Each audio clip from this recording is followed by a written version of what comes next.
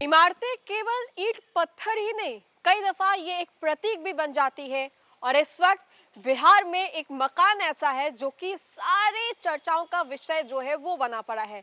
जी हाँ, मैं बात कर रही हूँ राबड़ी देवी को आवंटित होने वाला वो नया बंगला, वो नया मकान, जिसको लेकर के काफी ज्यादा चर्चाएं जो है वो हो रही हैं।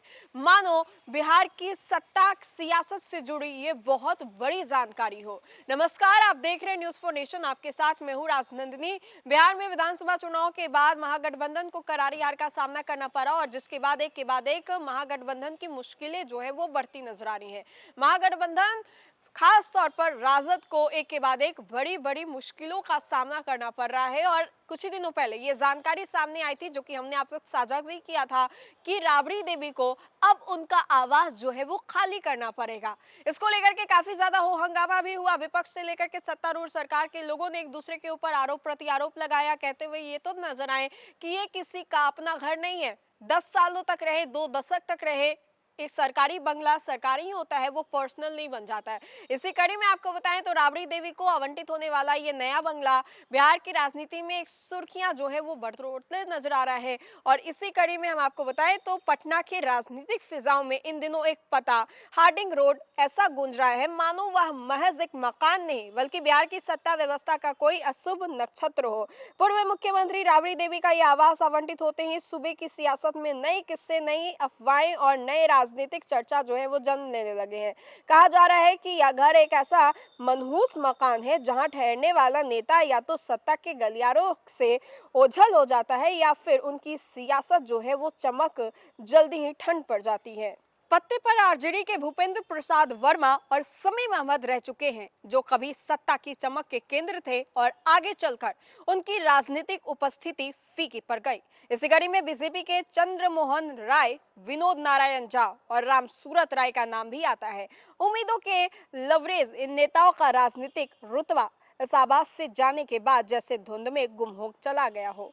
हद तो यह बात है कि रामसूरत राय को हालिया विधानसभा चुनाव में टिकट तक नसीब नहीं हुआ। कांग्रेस के पूर्व प्रदेश अध्यक्ष और मंत्री रहे मदन मोहन झा इस सूची में शामिल है। इस आवास में प्रवेश के कुछ ही समय बाद महागठबंधन की सरकार गिर गई और उनके मंत्री पद हो या प्रदेश अध्यक्ष का ओहदा, दोनों ही हाथ से फिसल गया। सियासी हस्तियों पर जाने का यह सिलसिला महज इत्तेफाक ही नहीं।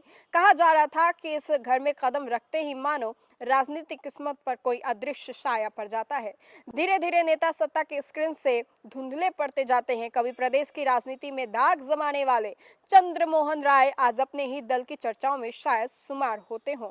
यह बात उनकी अलन की आवास की कहानी हो या रहस्यमय बना देती है। हालांकि सुविधाओं के लिहाज से यह आवास कमाल का है। 2 मंजिलों में फैला 6 बड़े कमरे, विशाल कारपेट एरिया और भरपूर बगीचा। राबड़ी के मौजूदा 10 सर्कुलर आवास से 1.5 किलोमीटर की दूरी पर स्थित इस मकान किसी पूर्व मंत्री या मुख्यमंत्री के लिए किसी भी तरह कमतर नहीं है। मगर अक्सर इमारतें केवल ईंट पत्थर नहीं होती, वे प्रतीक बन जाती है, मिथन बन जाती है। और हार्डिंग रोड अब एक ऐसा ही प्रतीक है जिसके दरवाजे सत्ता का साया पड़ते ही किस्मत की करवट बदल जाती है। राबड़ी देवी का यह आवास मिलना ही बिहार की सियासत में नए समीकरणों की चर्चाओं और पुराने डरावने रिकॉर्ड की याद ताजा कर रहा है। इस नजर की बात पर टिकी क्या आवास अपनी पहचान को दोहरा पाएगा या राबड़ी देवी के जरिए राजनीति इसे एक नया अंजाम दे पाएगी? बहरहाल आपको क्या लगता है कि आने वाले समय में जिस तरीके से ये आवास चर्चा का विषय बना हुआ है,